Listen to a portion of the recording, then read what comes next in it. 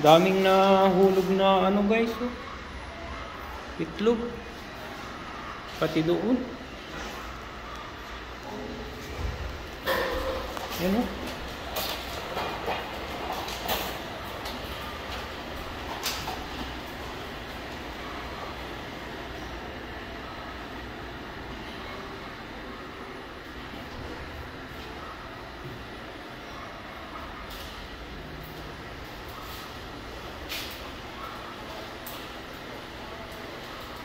Sa taas lang yan muna.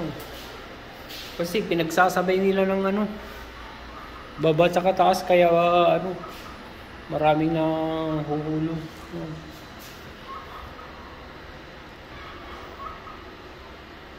Yan yung ano, papasok sa loob ng poultry.